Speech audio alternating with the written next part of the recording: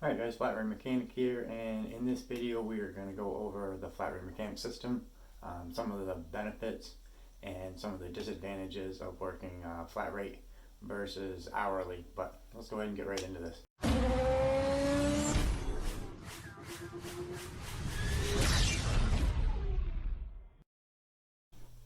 Alright, first why don't I tell you a little bit about myself and my experience as to my knowledge of how the flat rate system works and where I'm getting my information from.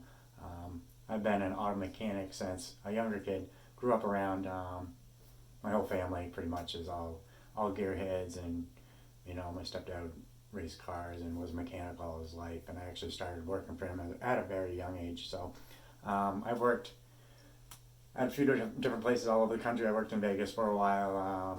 I've worked down south. I've worked up north. So I've had some pretty well-rounded as far as the automotive industry goes.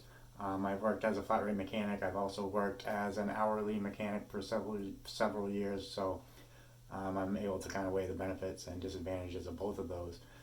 I am a master certified mechanic. I have been for 20 years. I have my advanced level ASC certifications. I have my diesel certifications. So I'm pretty well rounded as far as the automotive mechanic industry goes, and knowing how the flat rate system works, as well as the advantages and disadvantages of working hourly and flat rate. Also be sure to check the link up here. I'll be doing a video on education versus no education if you're looking to get into automotive repair in 2020. Okay, so with that said, hopefully you can get some valuable information out of this video and kind of help you make the choice as to whether or not you want to get into the automotive industry, whether or not you want to work for an independent garage versus a dealership, or whether you're looking for a flat rate or an hourly rate job. First, let's talk about some of the advantages of being a flat rate mechanic. Really depends on your skill level, how long you've been in the automotive repair business. Basically, your experience is really going to depend a lot on how you're going to do as a flat rate mechanic.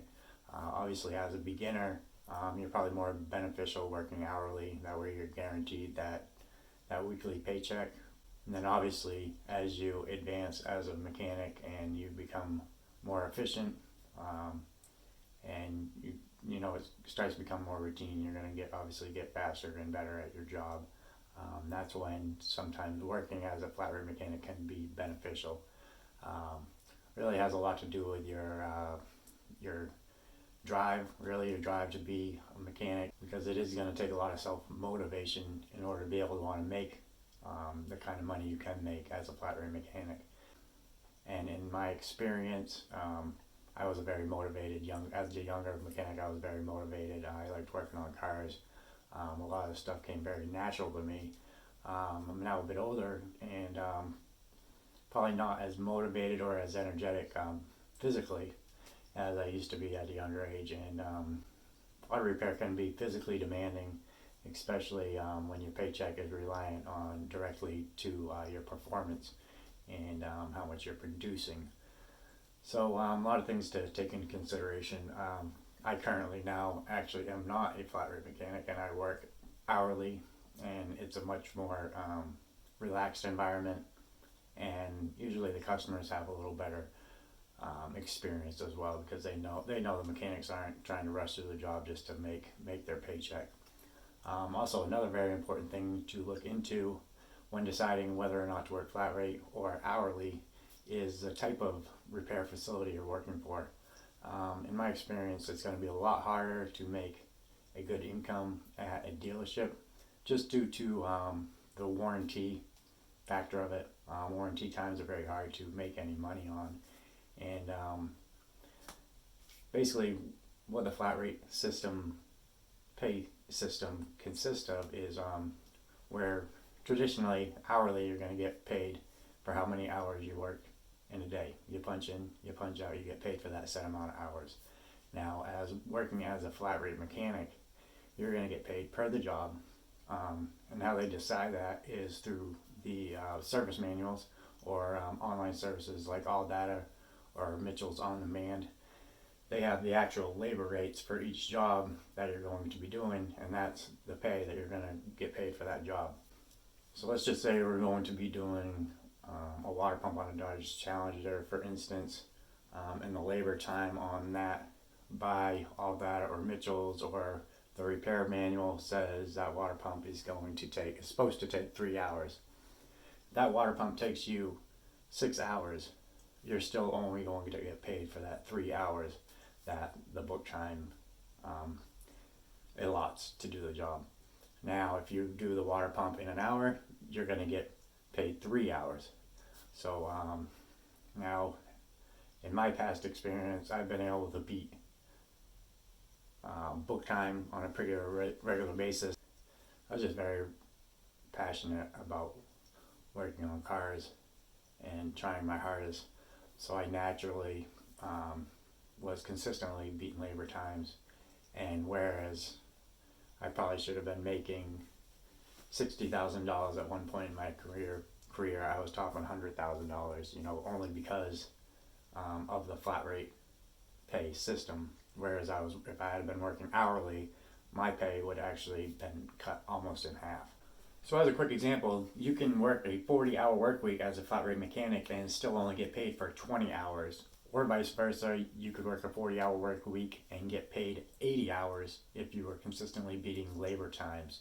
And on average, what your flat rate mechanic will make per hour is $20 to $30, depending on your experience level. But it's also very stressful and demanding, and it can be very cutthroat too, because especially if you're working at a slower shop where there's not enough work to go around, and you have mechanics pretty much fighting to keep food on the tables, and arguing over jobs, or who's getting the better jobs and who's getting the crappy jobs. So there's a lot of politics and drama that go along with being a flat rate mechanic, whereas in an hourly shop, all that stuff gets left at the door because everyone's on an equal scale, and none of that stuff has to be worried about. So there's definitely a lot of extra stress that goes along with being a flat rate mechanic. So if you think you can handle that, it's not going to affect your daily life, and there's just some people that can handle a higher level of stress in the workplace than other people. And also, as myself have noticed, and I've advanced in my career and I've gotten older, to me the kind of slower pace and the less drama in the workplace as an hourly mechanic, and the extra time you can pay to the customers' vehicles is kind of outweighs the aspect of the money at this point. So it really depends a lot on where you're at in your career and your motivational level, and really how much money you're looking to make and how much money you can make as a flat rate mechanic. There's so many different variables that can really contribute to if it's going to be a wise choice or a good paying job. The environment, obviously the management, the employees that you're working with, the type of shop you're working at. Also, if you're working as a flat rate mechanic, the organization skills of the shop owner or shop manager or whoever controls that kind of stuff is going to have a huge impact on how much money you make as a flat rate mechanic. A well organized shop and a shop that is just very efficient. It's laid out very efficiently. It's thought of. Everything is organized well, so you're not wasting time looking for fluids. You're not wasting time looking for parts. You're not wasting time looking for specialty tools. You're not wasting time looking for, your flushing machines. I have worked in unorganized shops before, and chasing these types of problems in an unorganized shop can just insanely reduce your productivity. Even when it comes to parts ordering, the capability of the service writer to so you work and get you the right parts ordered. So the talent of the people actually getting the jobs and getting the parts for the job, their talent is going to be a direct reflection on how productive you can actually be as a flat rate mechanic. So there's a lot of different variables to take into consideration. Independent garages usually are going to make a lot more as a flat rate mechanic versus the dealerships. But I mean, on the flip side of the dealership, depending on the kind of work you're getting, depending on your service writer, kind of work that they are giving you, depending on your kind of your superiority in the shop, usually they're going to kind of hand out the work in a particular manner depending on your level of knowledge. So there's a lot of stuff that goes along with it. If you're a very motivated, very talented mechanic, the flat rate pay system can be very beneficial to you if you're in a high volume shop that's well managed with some good employees. So just a lot of things to take into consideration when considering working as a flat rate mechanic.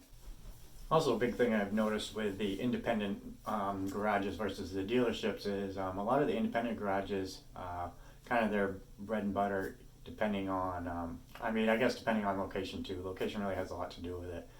In Vegas, we're kind of really mainstream, but the majority of our business was just services, like traditional, not necessarily repairing broken cars, but just services like transmission exchanges, brake services, fluid exchanges, fuel system cleaning, just really simple car maintenance type of items rather than actual broken car repairs. As a flat rate mechanic, that is going to be your bread and butter is the maintenance services. I was able to hook the AC machine, transmission flush machine, the power steering flush machine, and the brake flush machine up all at the same time if they're getting a full-blown service.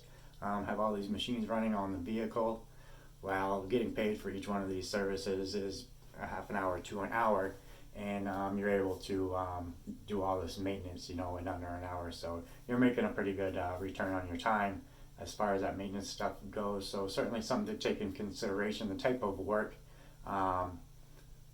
the shop you plan on working at is actually what they specialize in, or what the majority of their work. If they're more of a maintenance type of shop, then you're going to make a better return on your time as far as flat rate mechanic goes. Whereas if you're working for like a heavy line transmission or engine repair type of shop, like if you're doing engine jobs and transmission jobs, those are the kind of jobs that they take a long time, and they're going to be very hard to make good time on them. You can still make time, but you're not going to make the kind of time you're going to make on brake jobs, transmission services, power steering services, stuff like that. So as a flat rate mechanic, the maintenance services are definitely going to be where you're going to make a lot of your money. So definitely take that into consideration when seeking out employment. Alright guys, thanks for watching the Flat Rate Mechanic. Hope this information was useful to you. Be sure to leave your questions and comments in the comment section below. Also be sure to check out our DIY Auto Repair Facebook group. That link will be in the description as well. One of the fastest growing automotive repair groups on Facebook right now. Be sure to go check that out. If you like this video, hit the thumbs up button and subscribe to the Flat Rate Mechanic if you haven't already. And I wanted to give a shout out to my friends over at Gunk for sending me these degreaser wipes along with some of their other products. They make a great product line, and this is the first time I was actually able to try the degrease wipes, specially designed for cleaning engines or parts, greasy engine blocks. They're sturdy, heavy duty. They work great. I'm going to start keeping these things around. I'll leave a link to these below as well. And thanks for watching, guys.